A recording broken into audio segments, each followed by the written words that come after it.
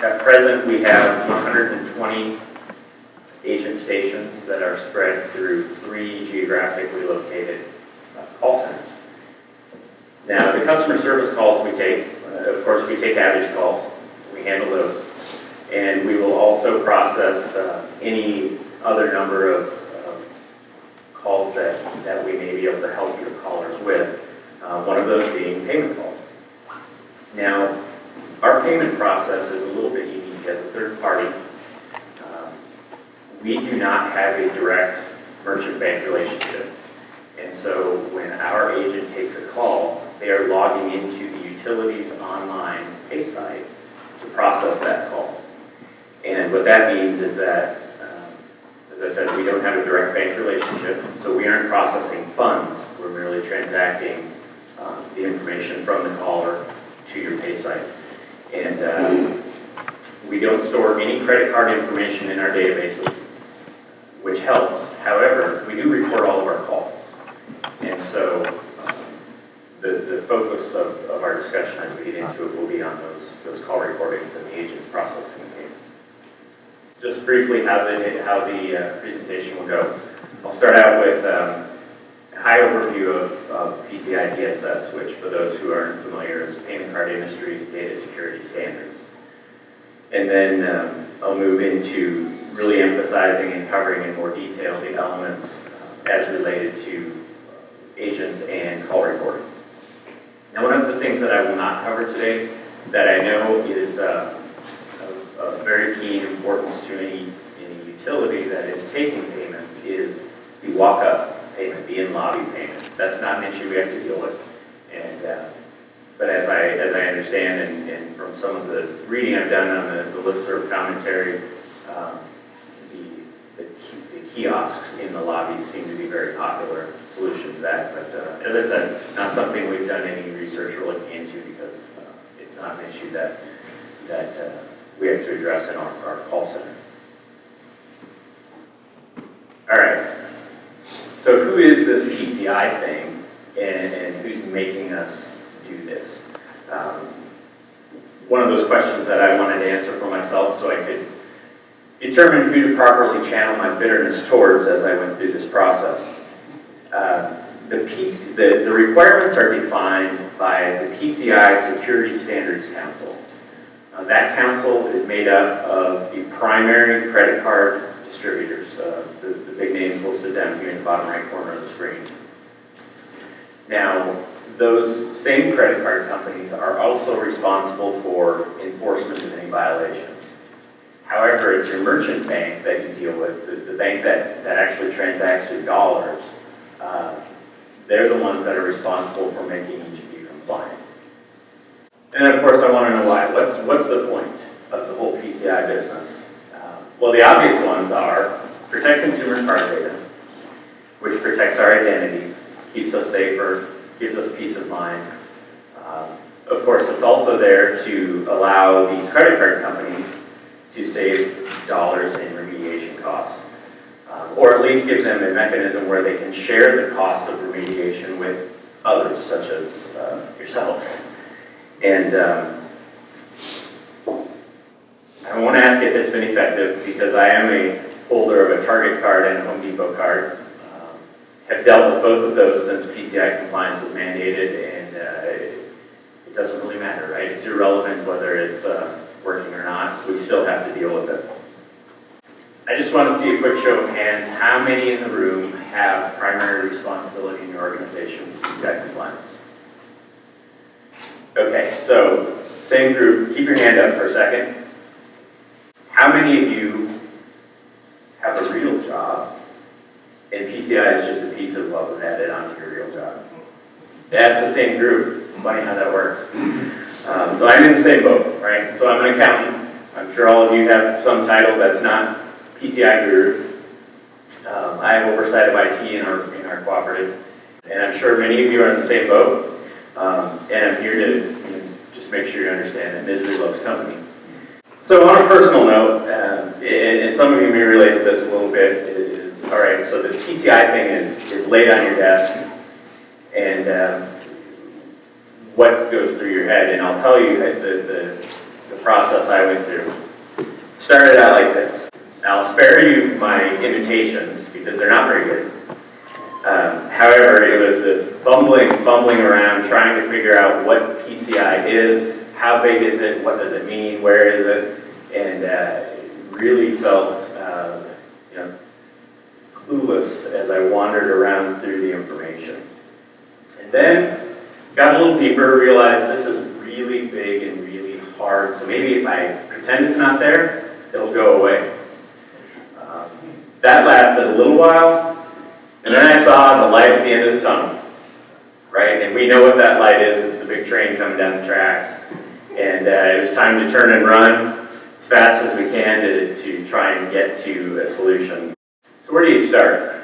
Now, you all know there is a lot of information that can be found on PCI compliance. Some of it's good, some of it's bad. It was interesting as an accountant. I liken it to the tax code, right? Where you can have two different accountants read the tax code and they're going to come up with two different interpretations of the rules. And it feels like there's a little bit of that out there with PCI as you talk to different consultants and different organizations that look at it.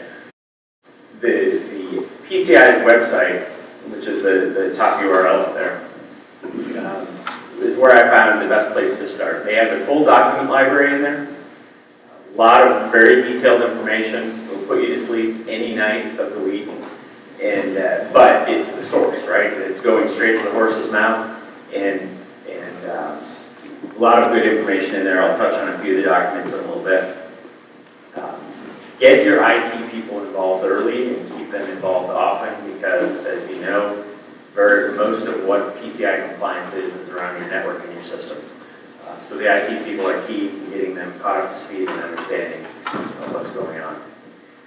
And hire a professional. If you have in your budget, find a good consultant, hire them, and leverage their experiences to the extent possible. Now, we'll talk about it in a little bit, but most of us, if you haven't already, you probably will have to hire a third party, an approved vendor to do your penetration testing, to test the vulnerabilities in your network.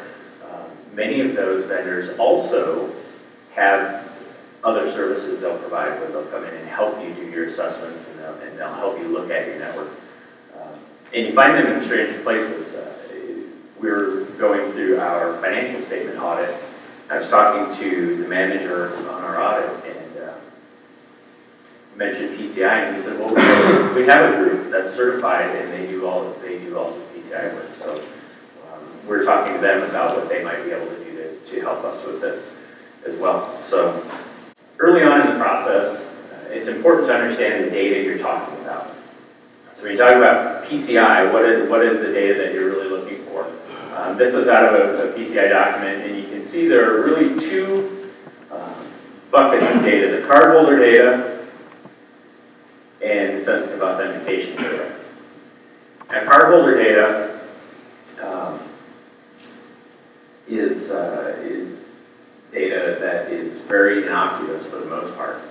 If you don't store the actual card number, you're fine having the rest of that cardholder data. And even if you do have the card number stored, you can encrypt it and you're okay. Now, where it gets ugly is when you get down into the authentication data, which is the full magnetic track, it's the security code off the back, or the PIN block, which they refer to as sensitive authentication data. They shorten it to SAD, and so you have to remember that SAD is bad. And if you're not required to store it, your life is a lot easier when it comes to achieving PCI compliance. So getting started, PCI has a document, you may have seen it. It's called Getting Started with PCI Data Security Standards. It's about 2 pages, and on the cover is this little circle, 3 steps, piece of cake. I can even handle 3 steps. Assess, prepare, report. It's 3 steps. How hard can that be? So assessment, which is the start of the circle. And a quote from PCI, one of the documents, is The PCI DSS security requirements apply to all system components included in or connected to the cardholder data environment. The cardholder data environment is comprised of people, processes, and technologies that store, process, or transmit cardholder data or sensitive authentication data. System components include network devices, servers, computing devices, and applications. So part of this assessment process is mapping out through all of those components the flow of your cardholder information. Starting at the front end, where the phone call comes in, to the back end, wherever you store that information. What's every step through your network that this takes?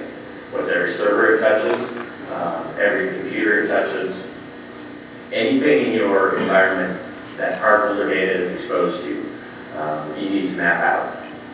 Okay?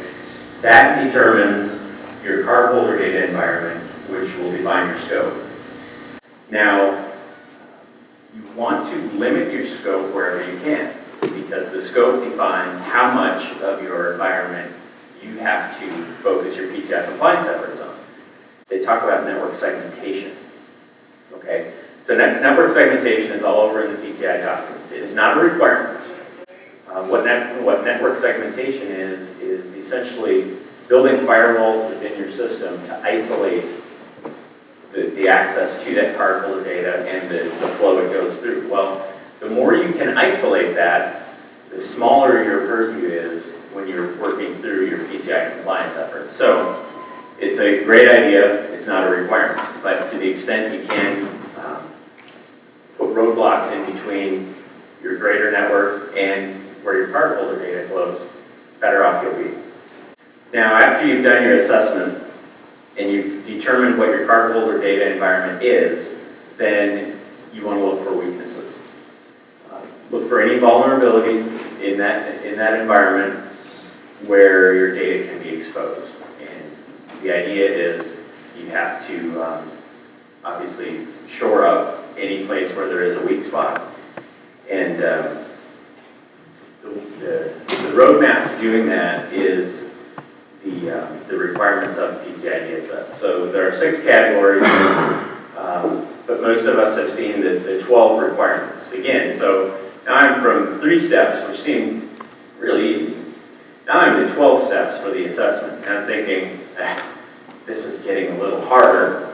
And then when you get into these 12 steps and realize there are many, many steps under each of those 12 standards, you start to get a feel for how complicated PCI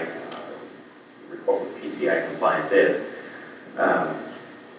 They really take you through your entire environment, all of the different areas where you're potentially going to have an issue, and they touch on each one and take you into the deeper requirements underneath those. So get to know this information as part of your assessment. One of them, again, as I said, you will most likely be required to hire someone to do penetration testing. So you've done your own assessments, you've repaired all your weak spots, and then you have to hire someone to hack into your system, essentially. And whatever they can get into, then you have to fix that again. Now, I had mentioned the documents in the PCI library. There is one that I found to be very useful in this assessment and repair process. It's called the Prioritized Approach to Pursue PCI DSS Compliance. And essentially what it does is it takes all 12 of these requirements and all of their sub-requirements, and it breaks it down into 6 steps and says, okay, of all of the different boxes you have to check, here are the ones that you should focus on first. Here are the ones you should focus on second, and so forth. They even give you a handy Excel tracking tool, and every accountant loves Excel. So it seemed like the right way to go, and it's been a very useful map to steer us, into the higher priority areas. So once you've done your assessment, you do this repair process, and obviously what you repair and what we repair may be different because our assessments are going to uncover different errors or different weaknesses within our system. So your solution depends on the weakness. And at CRC, before we even got our hands deep into the PCI requirements, we knew that we had a big issue with our call recordings. As I mentioned, every call that we take is recorded, and so we view that as repair project number one. I'll get into that in a little bit. After you repair, then you report. Your reporting requirement is to your merchant bank and to the card companies that are the card brands that you do business with.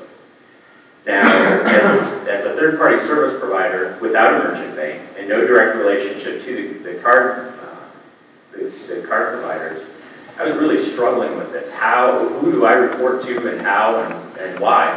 Well, I knew the why. We figured that out already. But our requirement as a third-party service provider is to report to our customers, and then our report becomes part of our customers' report on PCI compliance. And it was interesting. I found out that it is possible, and they even somewhat encourage, or actually the consultant I was talking to somewhat encourages reporting even if you're non-compliant. I thought that sounds really stupid. Why would I report to them to say, hey, I'm not PCI compliant? But the point was, it shows that you're making progress. You report non-compliant, and then you build into this report your whole remediation plan to fix what's left. Now, your reporting is defined by your merchant level.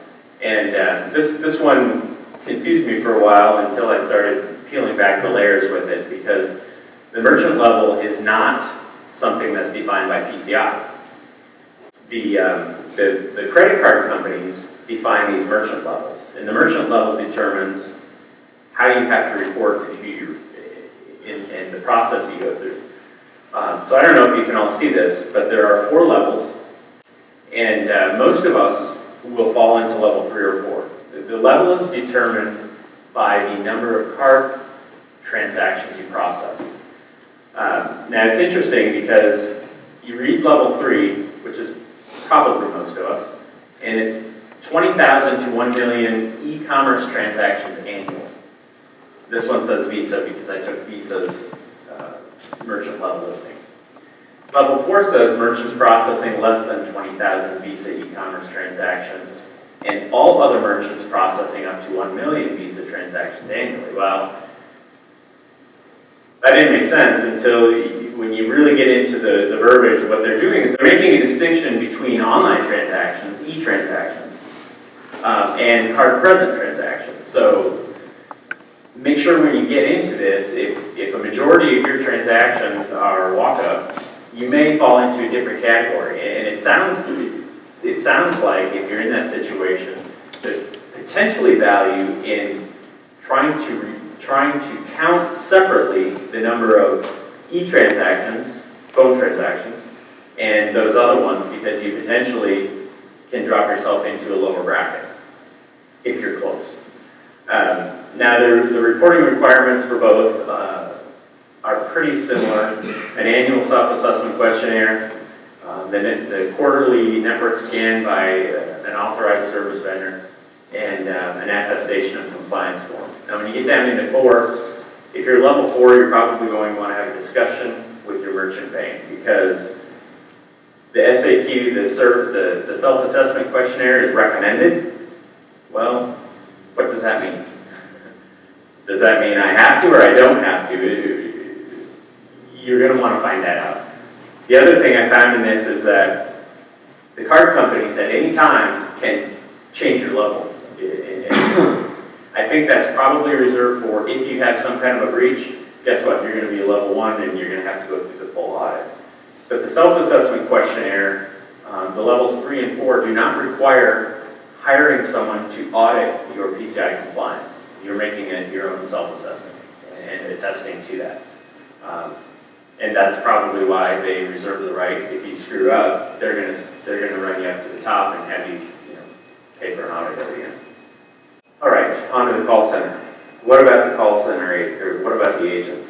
As I mentioned, this was our primary issue. We have our agents taking calls. Calls are being recorded. And So I'll focus now on those aspects of our efforts. PCI has a document that is a very helpful tool as you get into looking at the phone-based transactions. So what it helped do is really narrow the focus from the big book of PCI, which you still have to address, you still have to deal with, but it helped take it down to, for this particular issue, here are the specific issues you have to look at. So track this one down. One of the pages in it is this flowchart, which you won't be able to read, and that's okay. But what the flowchart does is it's a decision process for voice recordings. Well, as I said, voice recordings was our primary issue. This flowchart is very helpful because every solution we looked at, I was able to just walk down the flowchart and say, yes, no, we're okay, we're not, this one doesn't work, this one does. And it's fairly clear, fairly cut and dry, so very useful if you have this similar issue. And the good news is, we're able to find a path through there where such that we can be PCI compliant even though we're recording our calls. And that takes us on to one of our possible solutions. We considered a whole bunch of different things, looked at several different things. Some of them good, some of them bad, but I'm going to share them all with you in the event you haven't thought about them. So first of all, let's just stop taking credit cards. No lie, I know for a fact there is a utility, a cooperative that does not accept credit card payments. I don't remember who they are, but I recall the discussion. And I don't know if they had never started taking card payments or stopped because of PCI, but they only accept cash. That's the deal. If you want to pay your bill, you send them a check or you take cash to the office. Okay. Well, that's great, but we take payments over the phone. And although we've had callers try to pay cash over the phone, wasn't sure how they thought that was going to happen, but true story from one of our agents. We decided that probably wasn't going to work. So the other stop is just stop recording your calls. Now, each of you is going to have if you're recording your calls, you have a different value you place on those recordings. And it may work for you to simply stop recording calls and then you eliminate that piece out. You still have to handle the compliance of any card data that you're storing in a database, but it eliminates the call recording aspect of it. At CRC, this wasn't an option because over our history, our call recordings have become extremely valuable to us in a couple of different ways. So first of all, we pull a number of those calls for every agent every month, and we're scoring them. You know, it's quality monitoring, and we use that to coach the agents in how they're doing their jobs, and also in helping to develop our learning processes and our training. We've found over time that our cooperatives that we serve, as well as CRC, have grown to depend on those call recordings as a tool to do research. So it's not uncommon for us to have one of our cooperatives call us and say, hey, John Smith called and said your agent was rude. Or Sally Jones called and said, I waited on hold for 20 minutes to get through to your call center last night. Well, now we have with the call recordings, we always have the tool to either prove that our agent did okay or our agent screwed up and we have to go talk to that agent. But we know for a fact what happened. Because of the value of that, there was no way that we could go to this stop recording option. So encrypted storage, some of the call recordings or call recorders will allow you to encrypt the storage of the recording. If you are not taking the sensitive authentication data, SAD, remember SAD is bad? If you're not accepting that in your call, this is okay. But back to that chart on the data, PCI says you cannot ever store sensitive authentication data. So this wasn't going to work. Manual interrupt. Many of the call recorders that are on the market will give you an option to put a button either on the phone or on the screen where an agent can manually interrupt the recording and then resume it when they're done taking card information. That's great, except most would say it's, although I haven't found this exactly in writing, it's inferred that it would not be PCI compliant because it's a manual process. PCI wants something that's automatic. And even if it were acceptable, from my perspective, I wouldn't want to be an agent and be relied upon to have to remember to hit that all the time. So we want 100% success. We don't believe this is 100% success. All right, I'm throwing out a disclaimer. One of the things that we're told as speakers is this is not supposed to be a sales presentation, all right? I'm about to talk about a few products that I'll name by name. I'm not trying to sell them. I don't care if you look at them. I have no financial interest in them. I just want to give you some information in case you want to do a little research, all right? So that's my disclaimer. Redaction. That was a word I thought only lawyers used. But there are tools available that will sit on the back end of your call recorder, and they'll, as soon as the call is recorded, they'll grab the recording and they'll strip out whatever information you define. They'll save it as a cleansed recording, and then they'll purge the original recording. So the idea is, you set this up, so it's listening to your recording, it's ripping out card numbers, and then it's storing a fresh recording without the card numbers. It sounded interesting, and we looked at one from a company called CallMiner. However, when we got into the details, we decided it wasn't going to work for us. Primarily because our system has no way to distinction between a normal recording and a payment recording, okay? So we were going to have to apply this to every call we recorded. And then as we got into the discussions with them about the success rates and how you build it so that it knows, okay, this is a card number and this isn't, they said they're very successful if you have a fairly standard scripted call flow. We don't. Our agents are just in conversation with the callers, and so we couldn't have any kind of predicted timing.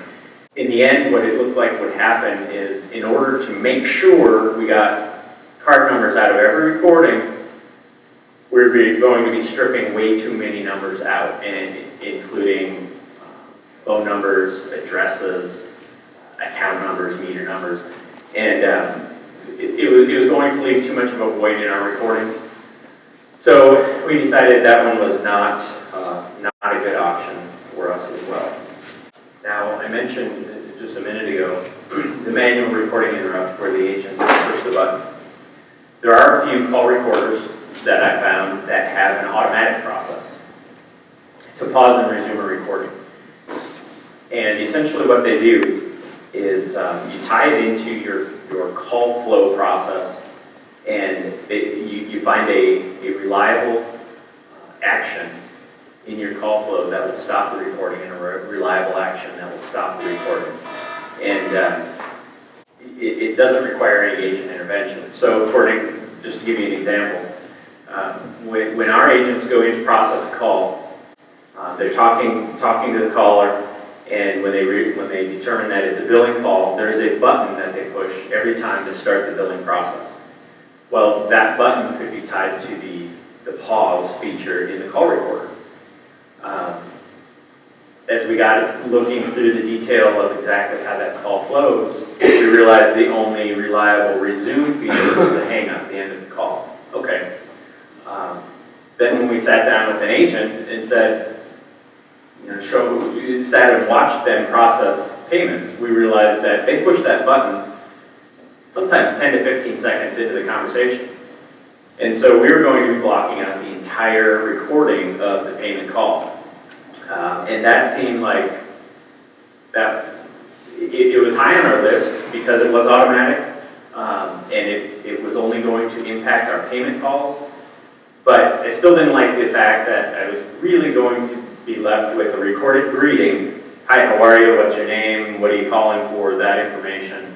And the rest of it would be blocked out. A couple of the call recorders that we looked at that do this were Liquid Voice and Activity. And in talking to our call recorder, we use Virtual Observer. They said they have the feature, but theirs wasn't quite as robust as the other two when we looked into it.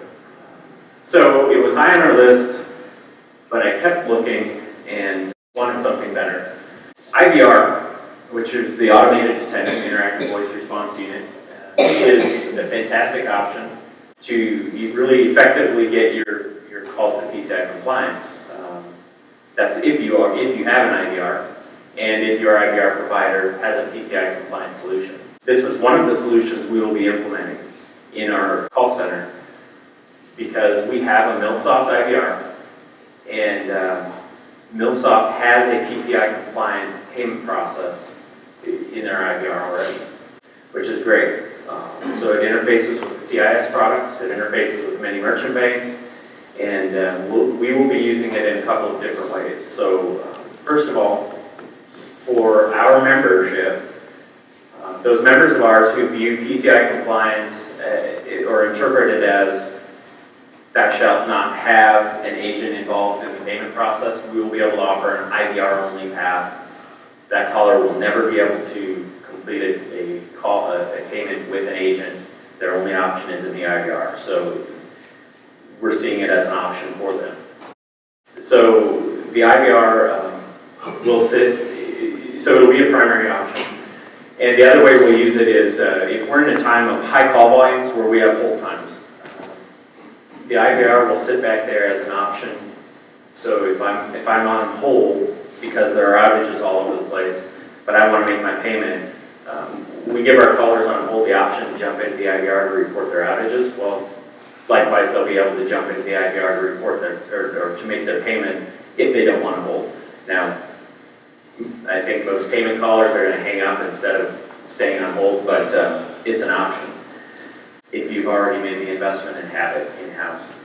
But what about the agent calls? As I mentioned, the agent and caller interaction is really foundational to the service we provide.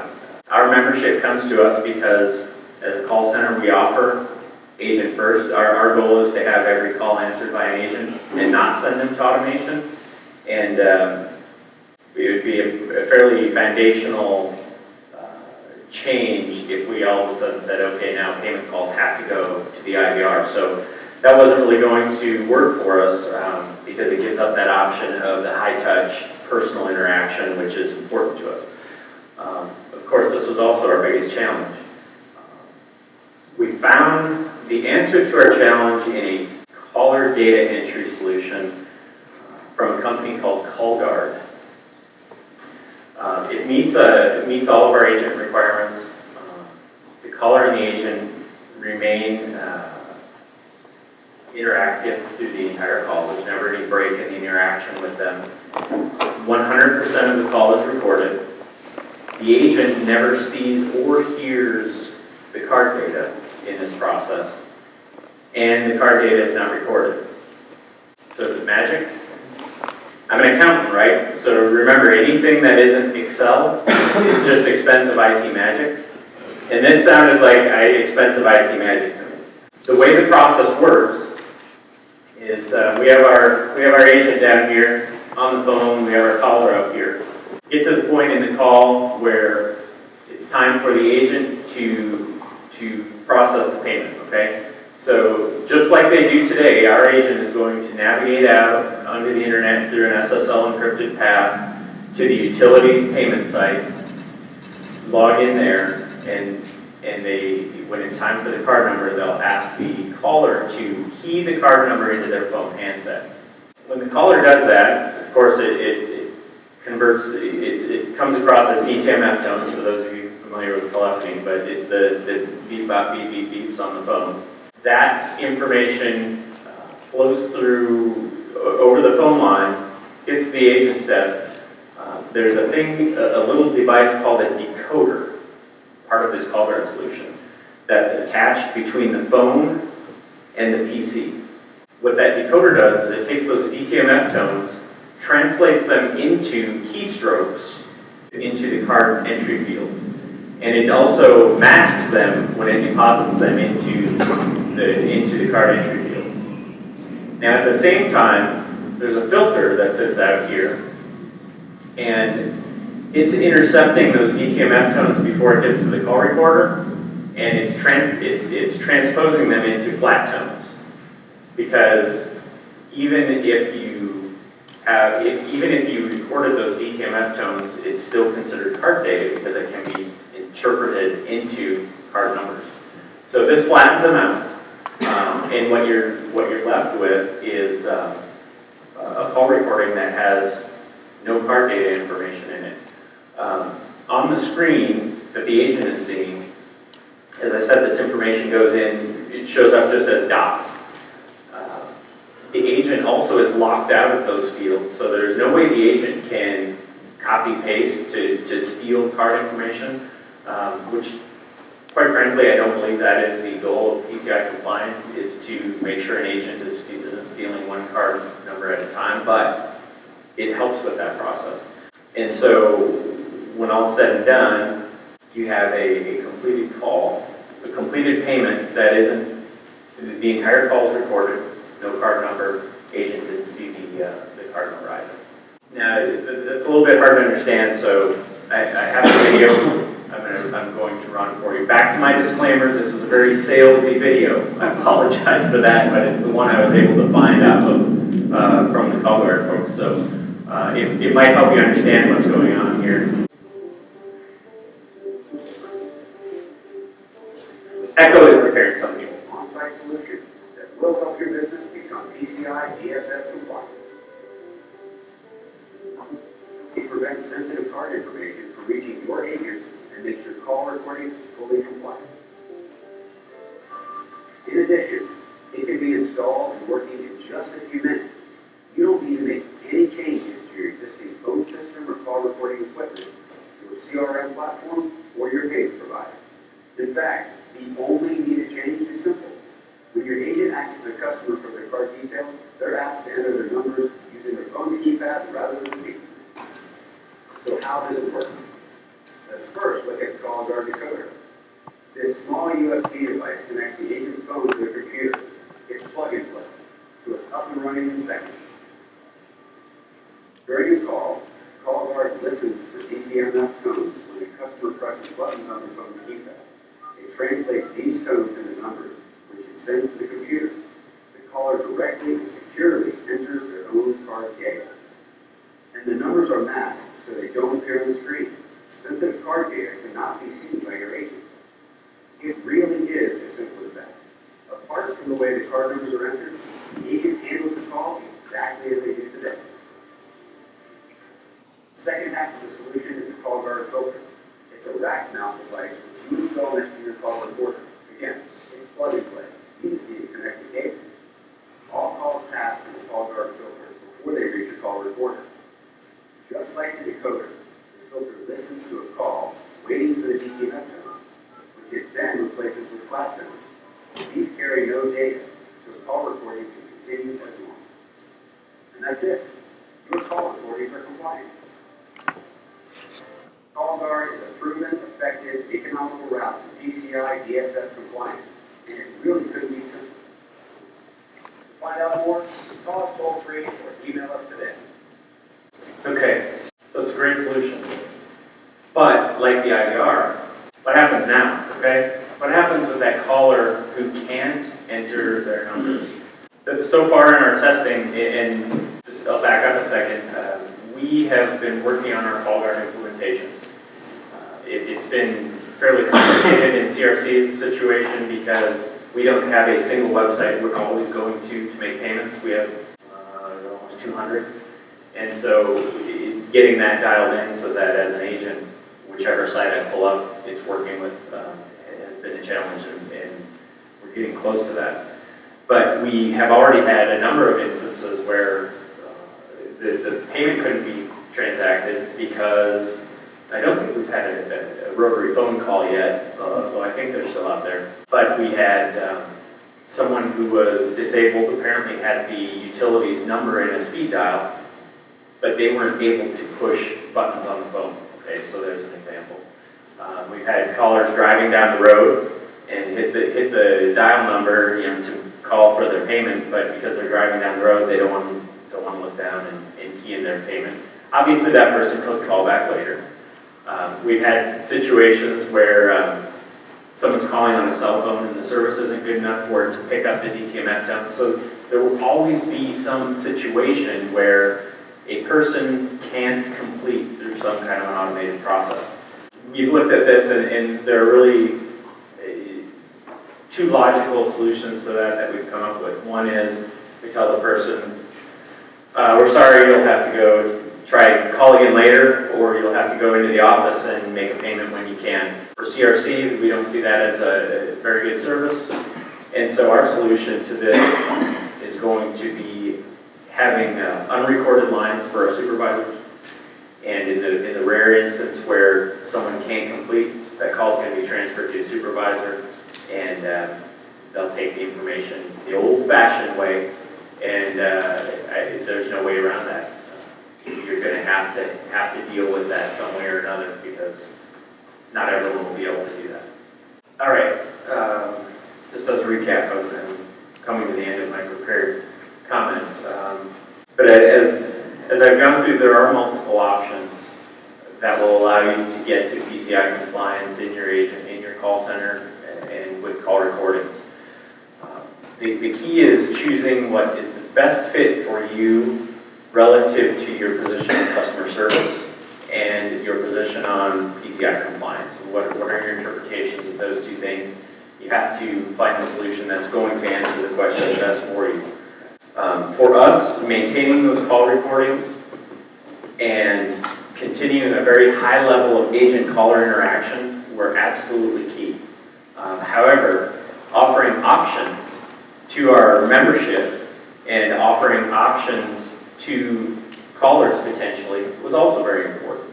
And so that's why for CRC, our solution will be a combination of the IVR for those payment, the non-agent payment transactions, as well as the CallGuard caller data entry solution that will allow us to continue to have agent-handled calls.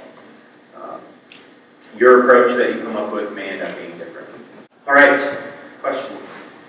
Sir? Where are you at in this implementation process? Have you completed this, and what kind of percentages are you seeing?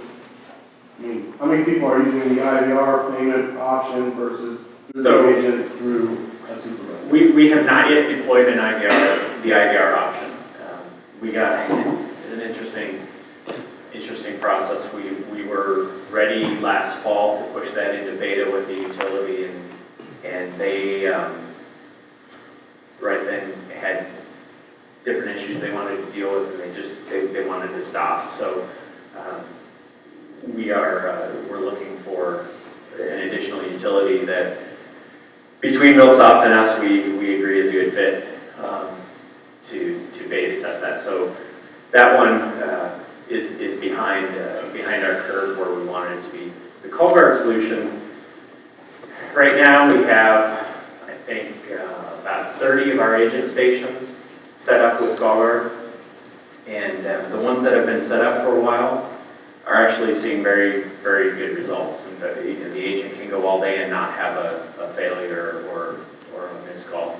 We still have it set up so that the agent has the administrative function. If they get into a tight spot, they can take the card verbally, but once we have all of our stations rolled out, they won't be able to do that. It's been a really interesting process, and I told the vendor from the start, I said, listen, this is not your typical installation, right? We are not a single utility with our agents that sit at the same desk. So we have two issues in our call center that make this complicated. I mentioned that we're hitting almost 200 different pay sites that system has to be able to recognize and read the URL so it knows what field to put that card data in. The second one is our agents don't have a designated station, right? So we're a 24/7 shop. This station may have 4 different people sit at it during a day, and it may be different people the next day. What that means is that every time someone logs in, a new user image is loaded onto the PC, and they were having some troubles getting consistency with user images. We're getting very close to having that ironed out, though. So we're getting there. Yes? If we are not in, excuse me, if we are not in compliance, first of all, who's going to come after us, and what are the risks that we're exposed to? And that's a really good question. And let me start by saying I am neither a lawyer nor am I a PCI expert, okay? So what I tell you is my opinion, may be completely wrong. And anyone in the room is welcome to jump on that too. We were having a discussion before the session. Personally, I believe that the risk for particularly the electric cooperatives, I think is low. Because, I don't know, I'm not a criminal, but if I'm a criminal and I'm looking to steal credit card numbers, I don't want to steal 5,000 from you. I want to go someplace where I can steal 5 million. However, that being said, we're still required to comply. What I see as the issue is if you screw up, the card companies are going to come down and drop a big number on you. That's how I interpret it. I do hear and see threats about, hey, if you're not compliant by X date, we're going to levy a fine on you. And maybe they are. I don't know. I don't know the answer to that. But I have not heard of anyone experiencing that yet. Do you see this evolving to e-checks as well? That's a really good question. We are actually, one of our objectives with the call guard solution is to evolve that to e-checks, really only so our agents do the same process all the time.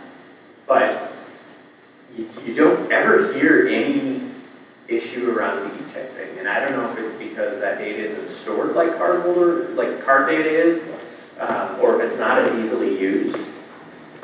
I'm not sure, but you sure don't hear anything about it. Really good question. So our agents all have dedicated PCs, right? And Yes. We use NIC for our systems, and they're basically telling us that they really can't use that PC that they use for their corporate work to run Smart Hub to do the payment system per se. That PC needs to be network isolated if they're going to take PCs on, or the credit cards on. So basically they're saying we have to have 2 workstations, we have to have some kind of like little rare phone device at the card. Have you guys run into that situation, or are your PCs network isolated or only used for payments? I mean, Our PCs are not network isolated. Now, in full disclosure, we're not PCI compliant yet, right? My understanding of reading through all of this information is that you don't have to do that. However, if you don't, it expands the amount of effort you have to put into your PCI compliant. yeah. You're reporting it and such. So I'm not expert enough to tell you that NIC is wrong, but I would look for a third opinion. I think we have a similar situation as yourself, and I think it's exactly as you said, it's managing scope. Right. You know, you open it up to the network, you have to go through the whole rest of your network. The way I understand it is and I had a conversation with them, and we're going to partner with them. We have interfaces built with them. I need to just have the frank conversation with them. But I think their point is, all right, to get to PCI compliance using our solution and not having to do a ton of extra effort on your own, do that. Having 2 PCs or Right. agents, not Right. a ton of So, The separate PC is for you to be under the virtual terminal compliance yeah. in that. So if you're willing to go to the next level up, then you can have the single one. Okay. So as far as the company, are you guys running with a hosted solution or an actual solution on site? with CallGuard, Yeah. so I was very interested in their hosted solution because they have both. There was no way their hosted solution was going to work in our environment because of the multi-payment site. If I were a single utility, I would probably look at their hosted solution because that pulls scopes more of your call center. But no, we're using their premise. Can you slightly elaborate as far as the hosted solution? I mean, you understand, you know, the little video showed that little device and the Sure. filter. I don't know a lot about their hosted solution. Quite honestly, I talked to them about it, and because in their website, their promotional materials, they tout it as, hey, this will de-scope your entire call center. I asked them if it would work for us, and we talked through, they knew what our environment looked like, and they said there's no way we can make our hosted solution work with your multi-payment sites, and that was really the end of the exploration of it. And then as far as for the company, they're located here in the United States as well as the United Kingdom? So they have, this company, Echo, has a U.S. footprint. And when I first encountered CallGuard, they didn't have the relationship with Echo, so it was purely UK based. And it was interesting. Our first attempt at them was not attempt, but our first discussions with them were over 18 months ago. And there was some loss of translation between us and the folks in the UK, and they gave us a quote that I won't even tell you what the number was. It was astronomical. And later, after we started dealing with someone domestically, they looked at it and said, well, they just quoted it wrong. It's a completely different number. So it made it affordable if we were able to move forward, but it took a year for them to get from bad quote to good quote.